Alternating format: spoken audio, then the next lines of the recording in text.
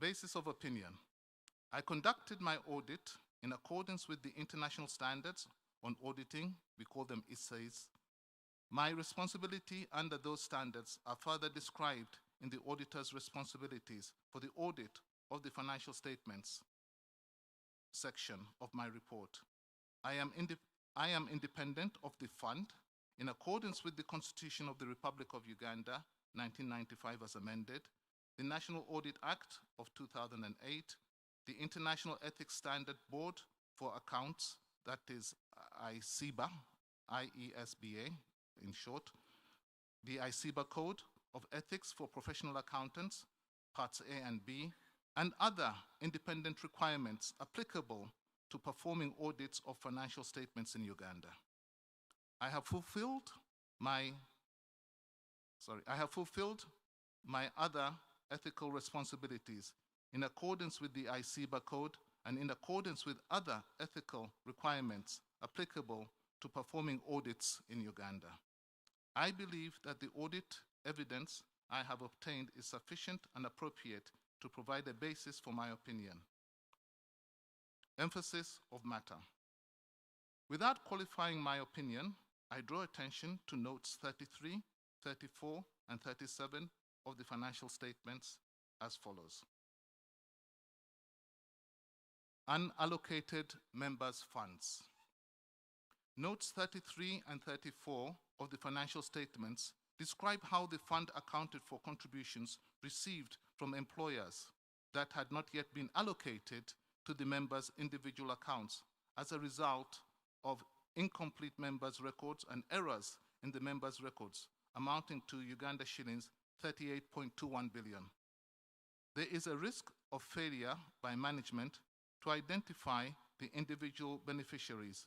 However, management explained that reconciliations are ongoing, which are showing positive trends in regards to the most current years. In addition, management indicated that the board will be contacted for approval of write-offs of non-reconciling members' contributions to the fund's general reserve. URA tax matter.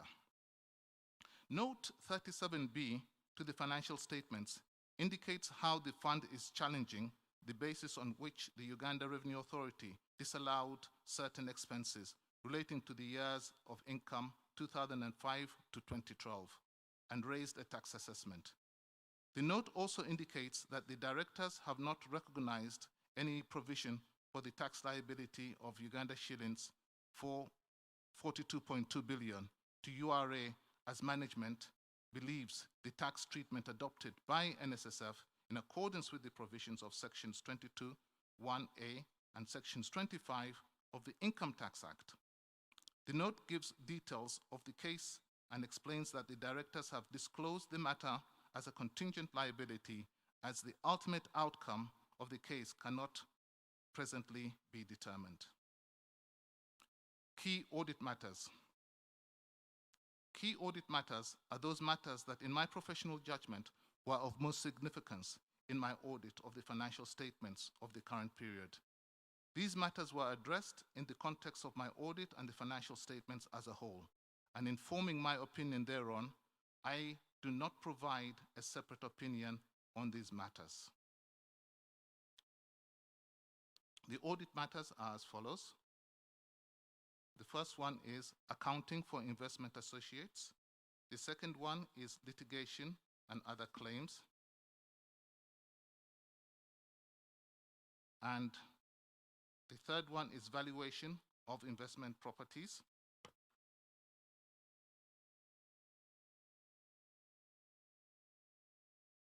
Right.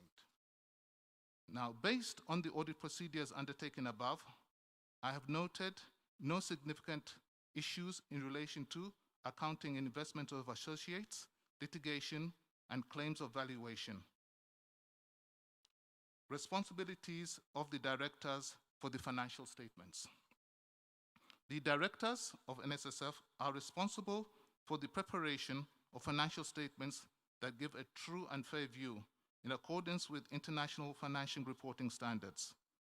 Uganda Retirement Benefits Regulatory Act, National Social Security Act, and for such internal control as the directors determine necessary to enable the preparation of the financial statements that are free from material misstatement, whether due to fraud or to error.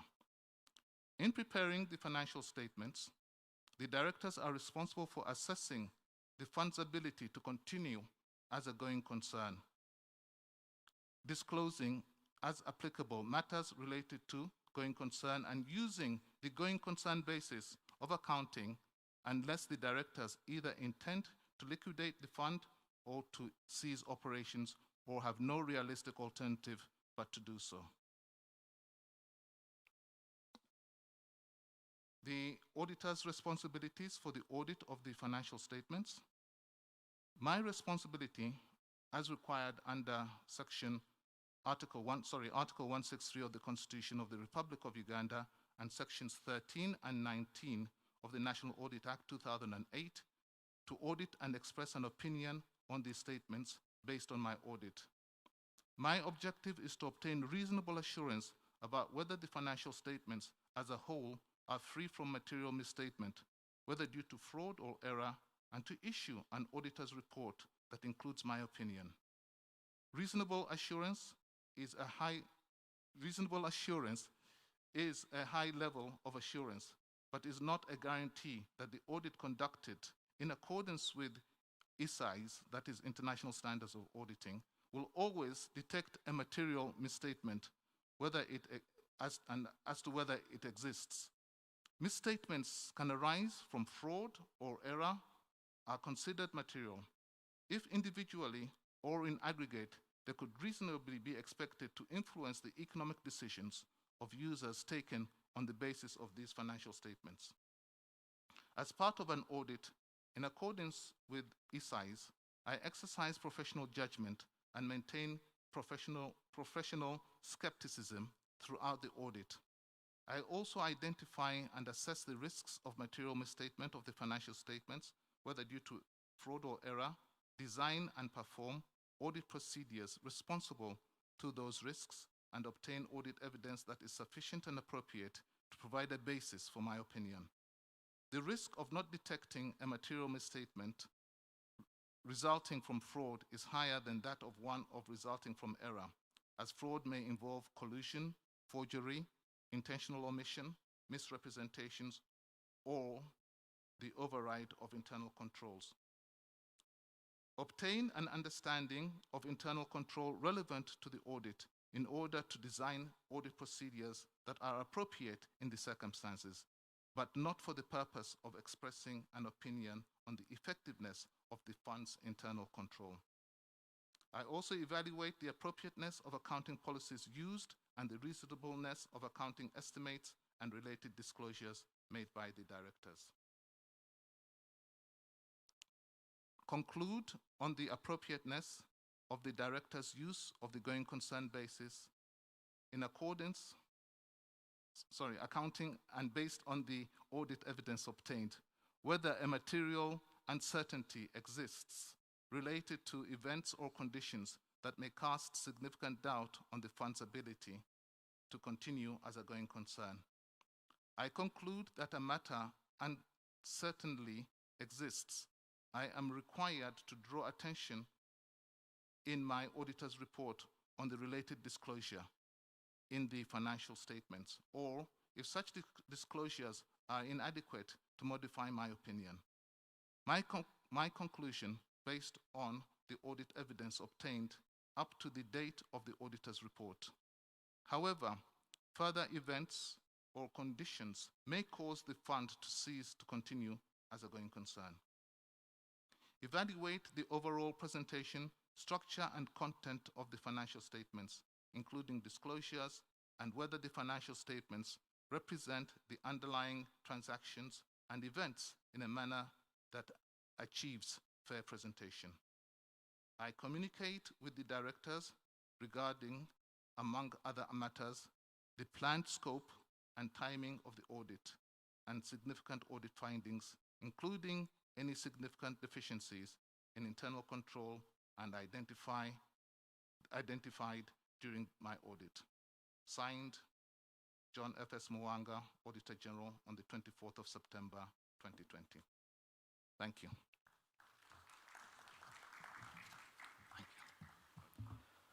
Thank you very much, Auditor General. And ladies and gentlemen, just to mention that we are observing all the SOPs as guided, and all our guests who are walking to the podium will be sanitized to ensure that we do not, since we are sharing some of the podiums. That said, and I'm sure all members will be looking forward to this, and so, ladies and gentlemen, it gives me great pleasure to invite the Managing Director, NSSF, to give us the performance report for financial year 2019-2020. Welcome with me, Richard Biarugaba.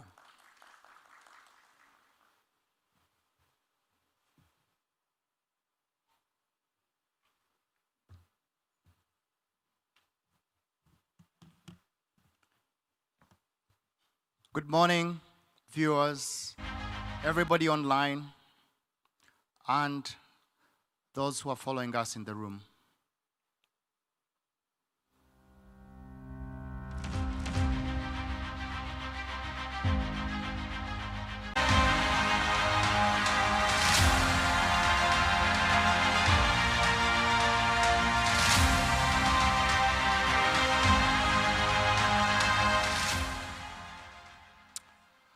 We thought we'd start off with the story about your funds this year.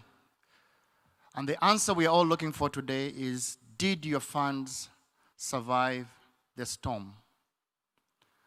I'm about to make presentation on the performance of the fund as we've been able to listen from the Auditor General, who's confirmed that the financial statements do present a fair view of the effect of the activities of the fund as at the end of the financial year, 30th June 2020. So my presentation today about the performance will be in 5 parts. The first is to talk about who we are, a little bit of history for us all to come to the same page. The value we've been able to create as a result of the fund being around, the environment in which we operated during the period of the financial statements that we are presenting, and therefore how we performed. But I would also like to put a little bit of time in the plans for the future, specifically with regard to the new law that is currently before Parliament. So who are we? We are a statutory body, the National Social Security Fund. We are a retirement benefits provider. We are set up under an Act of Parliament, Cap 222 of the laws of Uganda. And our mandate is to recruit members, collect contributions, invest those contributions, and pay out accumulated savings in a lump sum to a member who qualifies under 6 conditions. Our purpose is to make lives better, and we passionately dedicate ourselves to making savings a way of life to enable more and more people improve their well-being. And our vision is to be the social security provider of choice. I'd like to begin by introducing the team that I worked with in the year. My deputy, Patrick Ayota, Agnes, who is our corporation secretary, Stevens, who is our chief financial officer, Geoffrey, who is our head of business, Gerald, who is our chief investment officer, Geoffrey, another Geoffrey, who is head of internal audit, Edward, who is in charge of risk, Jean, who is in charge of our operations, another Gerald, who is in charge of, we got a knack for hiring Geralds and Geoffreys, and he's in charge of procurement, Barbara, who is in charge of marketing and communications, and Milton, who is in charge of our human resources. That's the team that ensure that we are ticking and are delivering to your requirements. Our strategic goals for the year by the year 2020-25, between the year 2015 and 2025 is to ensure that our customer satisfaction goes up to 95%. Our fund grows up to 20 trillion shillings. Our operational excellence makes sure that we are able to offer a fruitless or frictionless service whereby our benefits will be paid in 1 day and instant statement update, and then a satisfaction level of 95%. Those are our targets for the long term. These numbers are things that we normally talk about, but would like to really cast them out into the public so that everybody knows what sort of numbers we're dealing with. Currently, total employers registered on our register or on our database is 55,000. Of those, we have 1.32 million members who've been registered by these companies. Our member satisfaction level is around 88%, but currently the only members that are active is about 20,000, and we have active membership of about 664,000. The rest of the numbers tend to be dormant, but some are dormant with a view that they might be resuscitated. One of our growing business lines is the voluntary, where we have 3,600 companies that are voluntarily registered, and under that we have almost 16,400 members who are voluntarily registered and are not required by law to be our members, but they've chosen to do so. And it's one of our growing businesses where people choose to voluntarily register with us. The financials look like today, as at the end of June, we were managing 13.3 trillion shillings with a member value of about 13.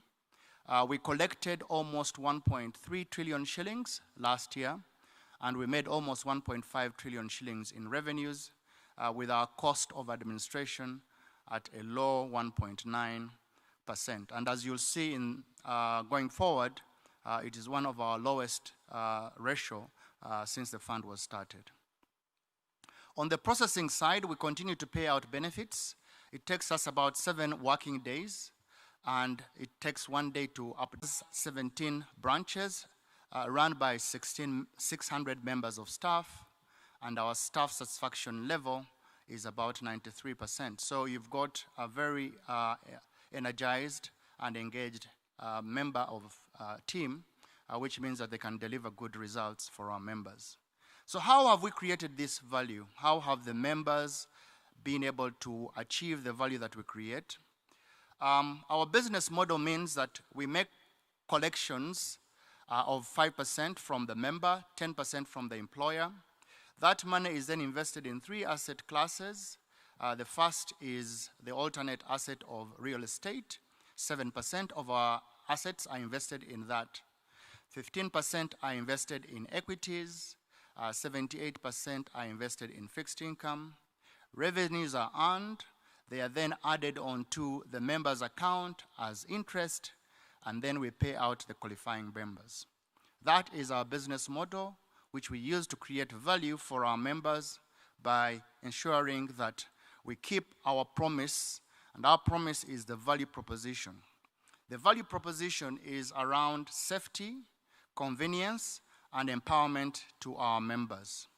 The first thing we do under safety is to ensure that when they give us their money, we give it back to them, but we ensure that we have a benchmark we are working to, whereby we are giving 2 percentage points above 10-year inflation, which means that our members receive a reasonable return, and therefore their money is safe and safe from the vagaries of inflation.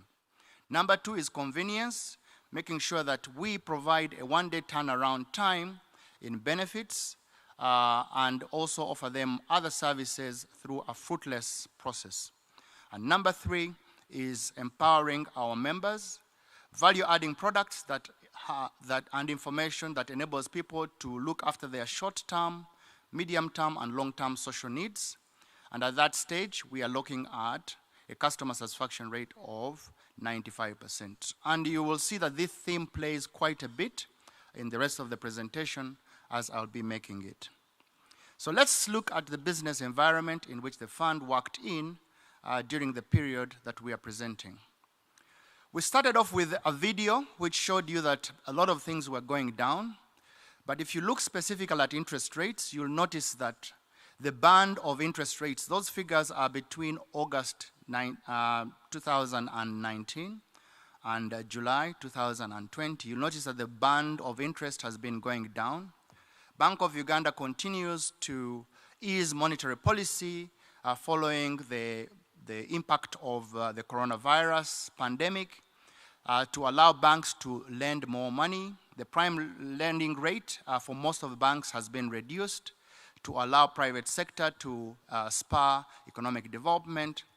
And the impact of this we've seen is that there have been lower yields on treasury bonds, which is where we invest almost 78% of our funds, therefore reducing the returns on our investment. With regard to the economy itself, not only has the Ugandan economy slowed to about 3%, having been projected to grow at about 6%, but the rest of the globe has been affected. We see that the entire globe has lost almost 5% due to the pandemic. We believe that there will be some recovery in the coming periods, but I believe that for sub-Saharan Africa and Uganda particularly, we'll see that those contractions and recoveries will be much slower than the rest of the economies, because it takes a lot of time for the problems to get to our economies. We've seen a significant impact from the environment is the decision by the central bank to ask commercial banks to suspend dividend payments. And if you look carefully, the previous year we made almost 77 billion shillings in dividend income, and that has dropped drastically to 62 billion, largely because of that decision that the central bank made. This is a slide I'd like people to pay a little bit of attention to. The fund has been growing on the collection side by about 14% for quite a long time, which was a double-digit growth. Before the pandemic started, we had already realized that our contributions were not growing as fast as they should. They were dropped down to about 9%, but as a result of the pandemic, the growth in our collections dropped to 5%. And as I've been saying, this is one of the lowest growth rates that we've seen on the fund's business for a very long time, which means that we need to really find ways of dealing with it. The last slide I'd like to talk about on the environment is the stock exchange.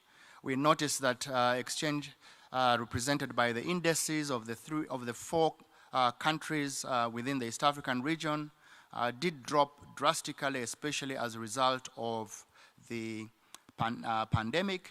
However, we've seen some recoveries, as you'll probably be able to see during the coming year.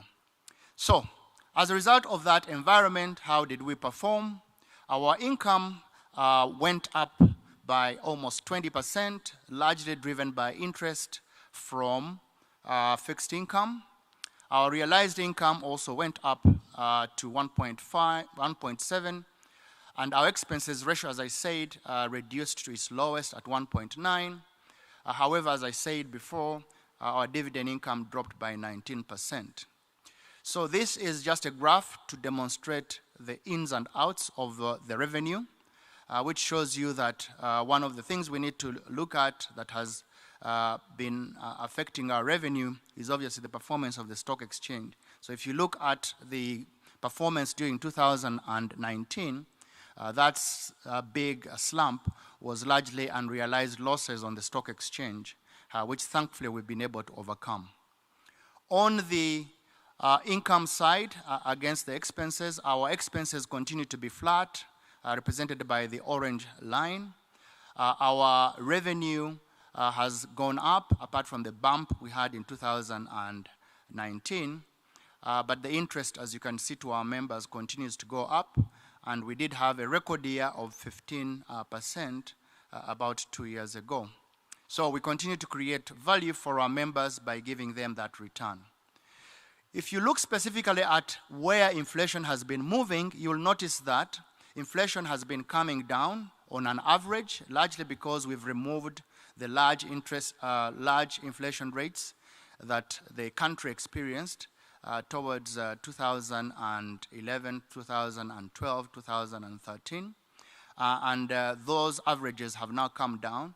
So the question we have all on our minds is, with an average rate of 6.2%, what rate will the minister declare today, comparing it to what he declared last year at 11%. However, on average, 5 percentage points is the return we've given to our members over and above the rate of inflation, which is a positive thing.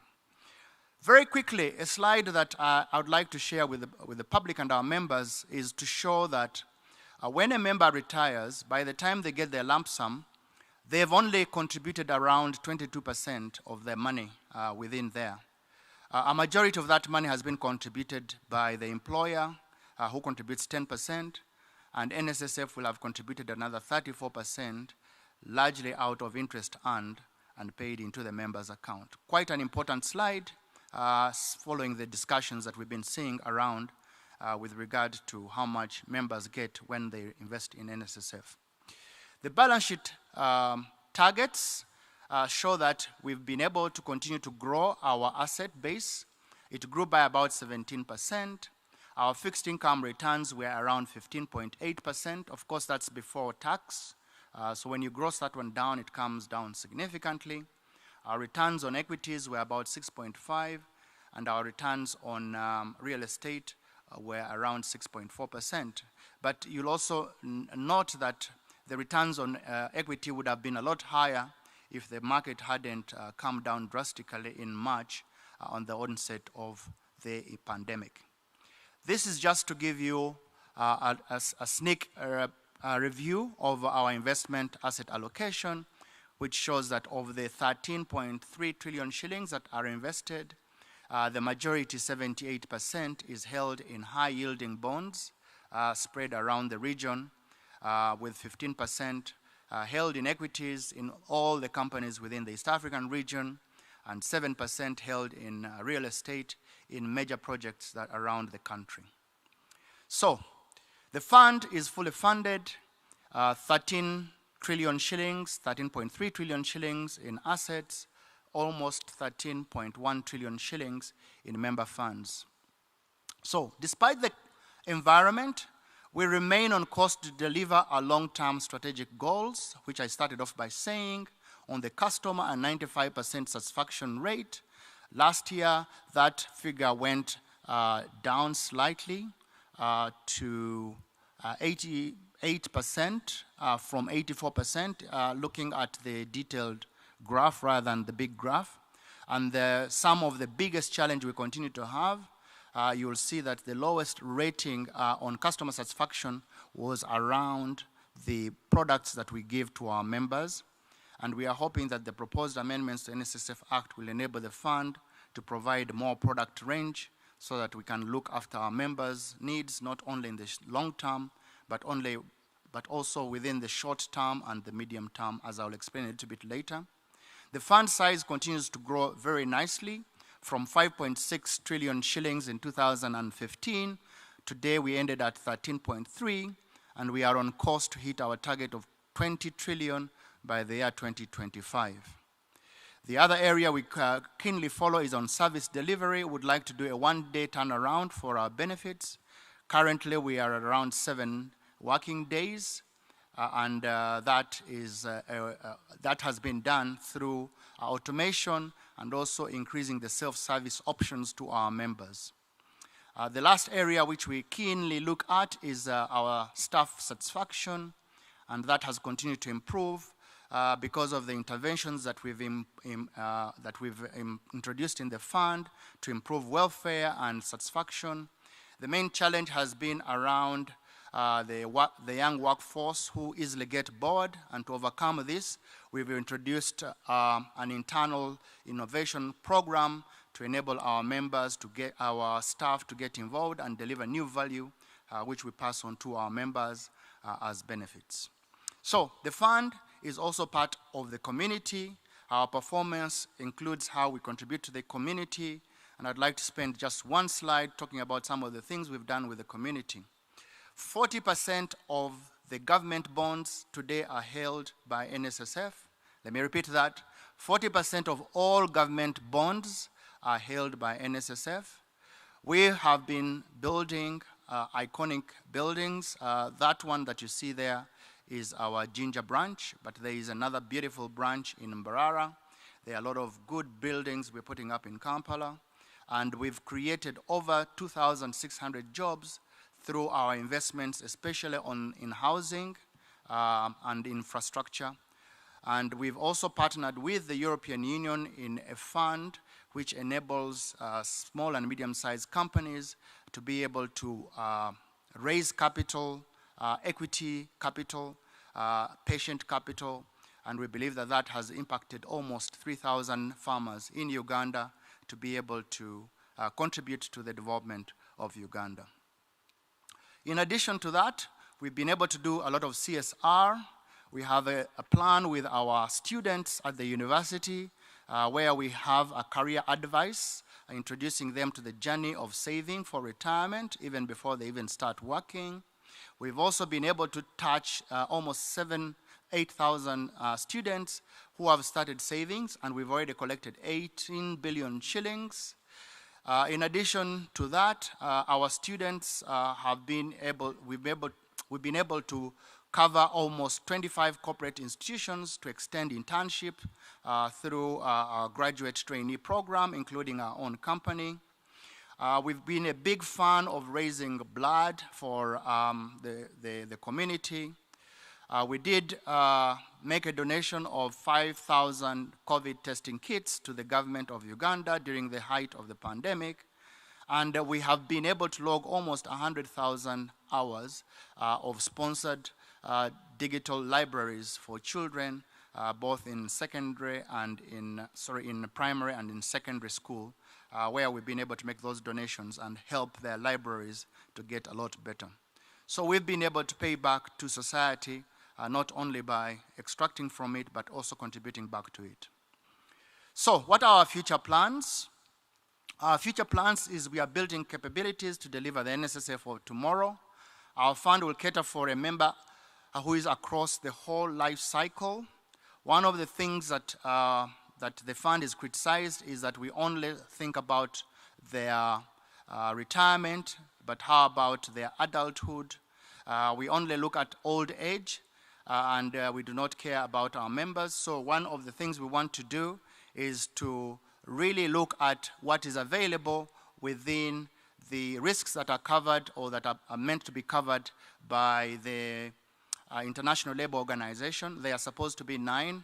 Today we only cover 3 of those risks. One is old age, the second is invalidity benefit, and the third is survivor's benefit.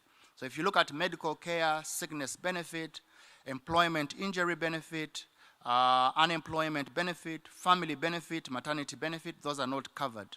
So one of the things we are hoping will happen is that if we get our intervention through the Act, the Amendment Act that is before Parliament, there are 3 objectives of that bill.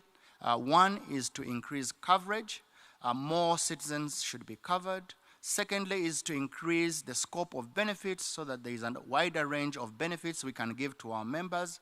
The third is to increase the adequacy of benefits so that there is a higher benefit to our members when they retire, so that they do not only retire with a small amount.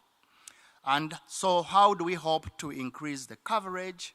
One of the, or 2 of the clauses that within the Act, Amendment number 7 and Amendment number 4, will allow the informal participants to contribute to the fund under a voluntary scheme. Under Amendment number 4, we are hoping that there will be a drop in the number of employer thresholds so that the mandatory employers can begin to contribute for members even if they have less than 5 individuals. We believe that this would be a big deal for us and also a big deal for Uganda, because formal employers and employees are the only ones who currently contribute to NSSF. We believe that there's a huge amount of informal workers who will then become eligible to save for the fund. And in addition to that, they would also, those who are in the formal sector would voluntarily be able to top up on their accounts so that they can have a bigger pot when they retire. The second area is adequacy of the benefit that we pay out at the very end. Again, there are 3 clauses in there. The first one is about tax exemption on contributions and investments. We believe that if these tax exemptions are included in there, it will give impetus to people to save more, but also the fund to get more money and pay its members a higher return. But it will also allow us as a fund to have a bigger stick to be able to improve on our compliance and also recover areas for employers who have not paid up on their benefits. We think that this will lead to a larger benefit pot so that people can get a bigger retirement package at the very end. The last benefit of the Act that is currently before Parliament is to increase the scope of benefits that are provided. In there are 2 clauses. One is to remove the restriction on the benefits that the fund can provide and empower the board to prescribe additional benefits. That's amendment number 9. And secondly, to prescribe how many members shall access their benefits for voluntary savings, the midterm access, under amendment number 10. The fund will have the legal ability to develop new products for our members, especially for the short term and the medium term, in order to allow our members to have more than just what they get at the moment during retirement. So as you can see, there is a lot that is in the Act that I believe in the amendment bill that needs to be brought to the floor and concluded, and the President accent, so that we can then begin to implement these new beautiful things for our members. In conclusion, I'd like to end where I started on our value proposition. So we will continue to preserve and grow your savings. We will continue to deliver services in a convenient manner, and we'll also make sure that we will give value and products across the life cycle of the member, and we can only do that if the amendments to the Act have been passed, so that we can begin to continue to deliver on the promise that I've made and we've continued to make to our members.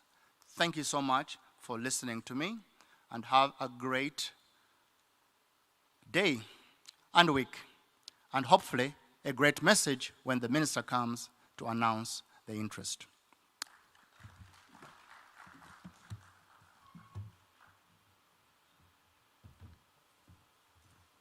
Thank you very much, Richard. And for those who are watching online and you're wondering why Richard, as has always been every year, does not get a thunderous applause from this room, is because you're online and you're watching on television. And we're hoping you're clapping at home and excited about the performance of NSSF and the future of NSSF in the next financial year, on this financial year, 2020-2021. All right, so we will amend the program quite a bit. But before I do that, allow me invite the chair of the board of directors of NSSF, Mr. Patrick, to come and make his remarks. I will, at some later time, re-invite him to invite the minister. But for now, I'll invite him to make his remarks as chairman of the board. You're most welcome, sir.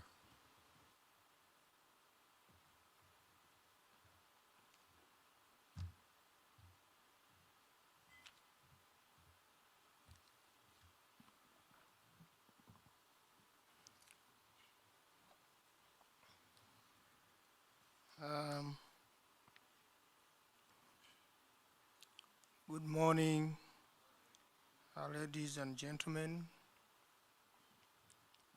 As we await the minister's arrival,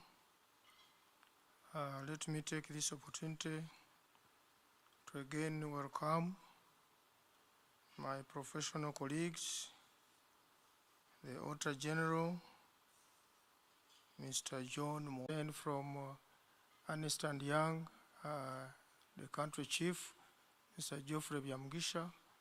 Thank you for having done the audit of our fund for the financial year 2019-2020. I want to welcome my colleagues, the board members, management of NSSF. I can see the Deputy Managing Director here, Mr. Patrick Ayota. I can see the Corporation Secretary, Madam Agnes Tibayeta, Sharaza. I think I saw Mr. Stephen Zimwanje, the Chief of Finance. I've seen Mr. Gerard Kasato, Chief Investment Officer, and I believe others. I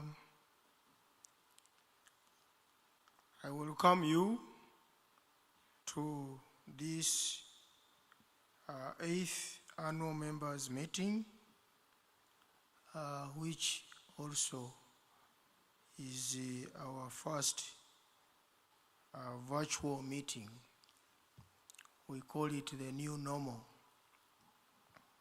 because of the pandemic of COVID-19 challenge.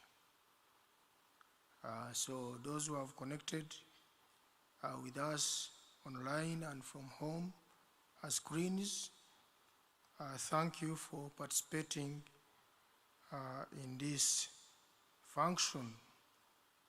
And I certainly appreciate the over 25,000 members who registered online to attend this year's annual members meeting. This is a good sign of your unwavering commitment to your fund.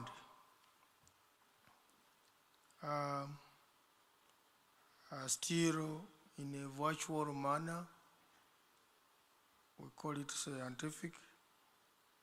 I will introduce my other colleagues with whom we serve on the board. We are currently 9, led by myself as chairman. We have the managing director here.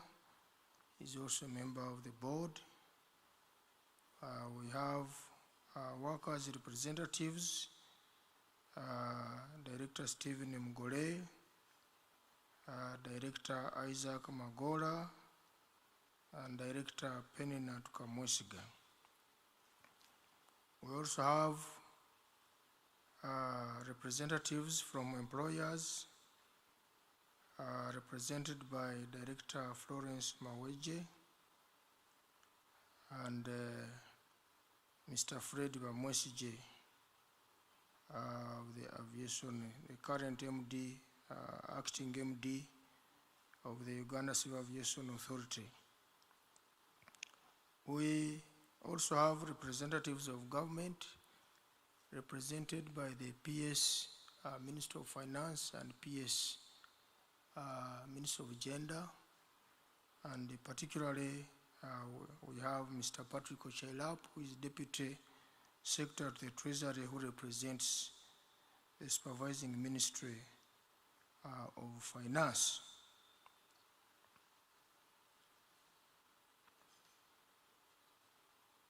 The board,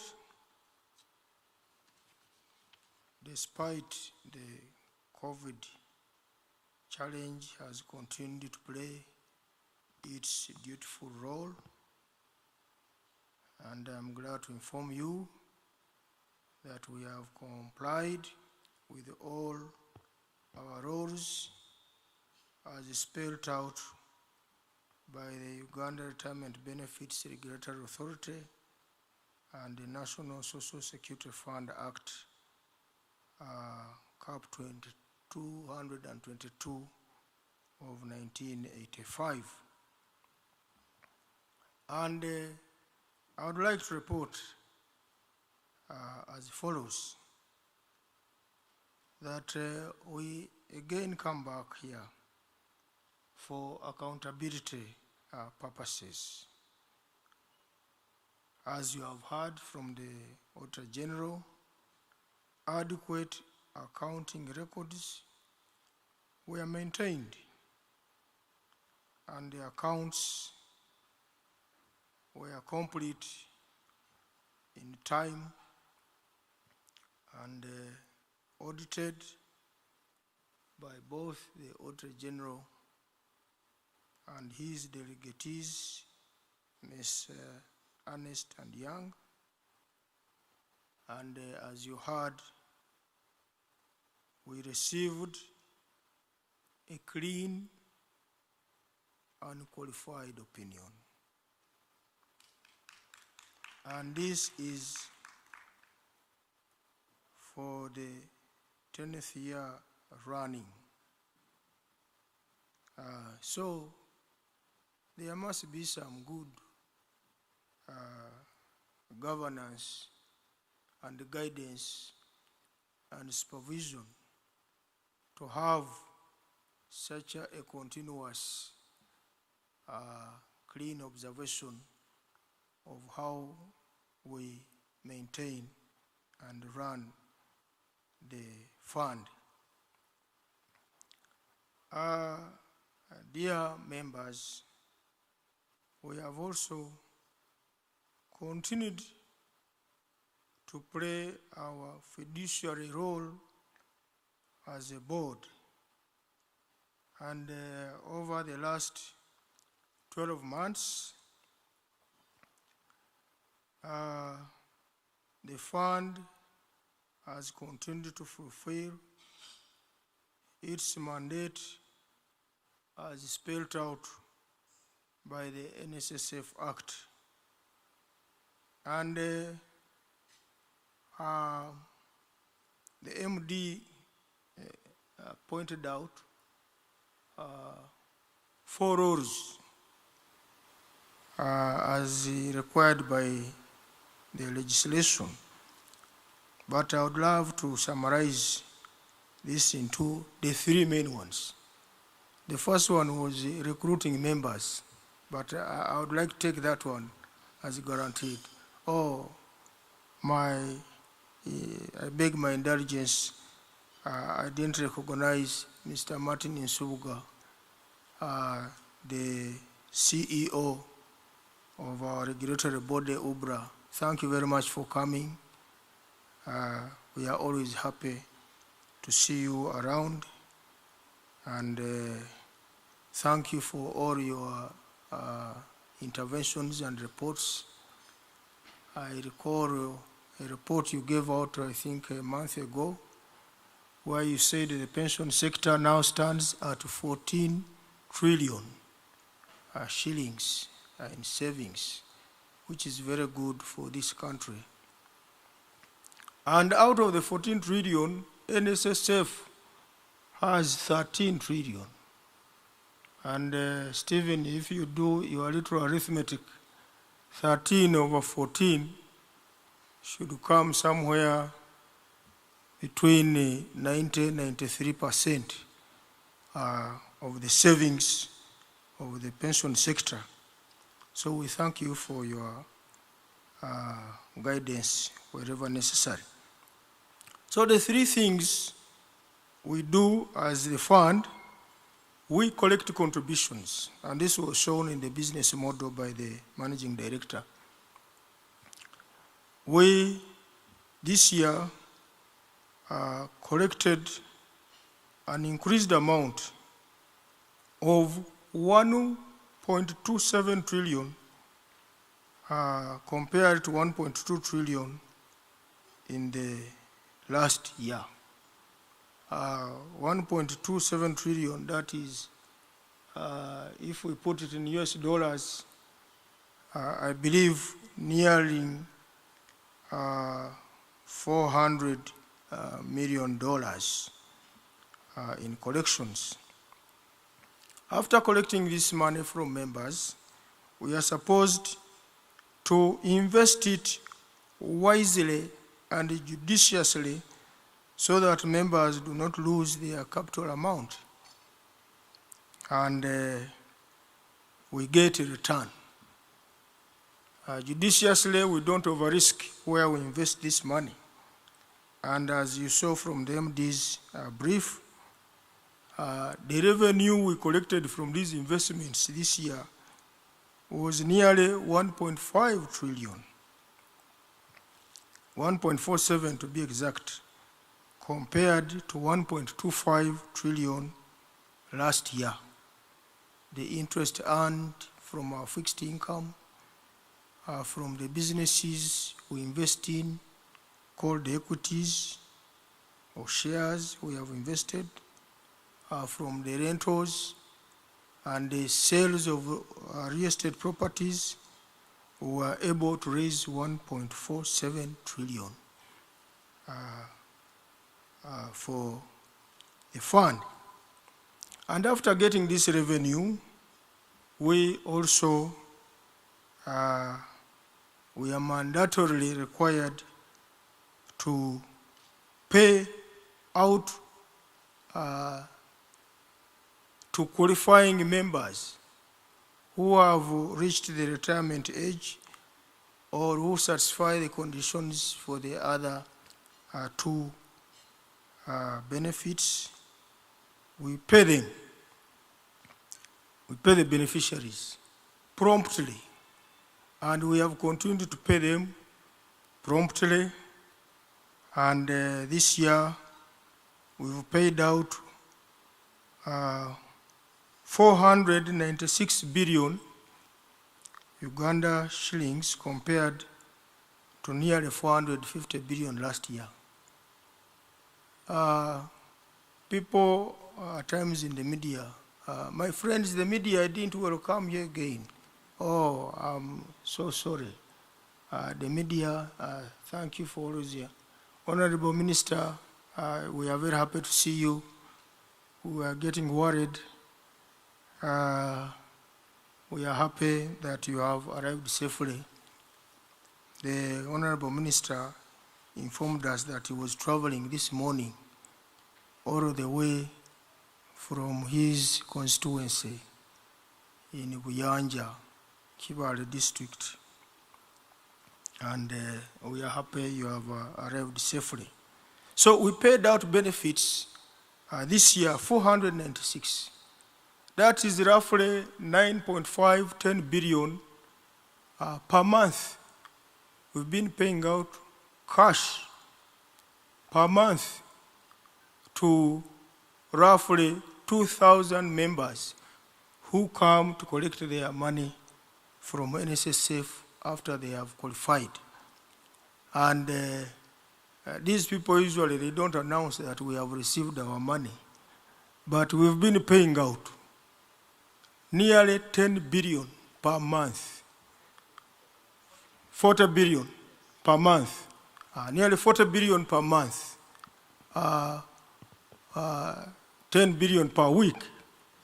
Therefore, this is not small money. And the people say NSSF is not paying, is not intervening. We have been paying 2,000 people, 40 billion per month in cash seamlessly and continuously. And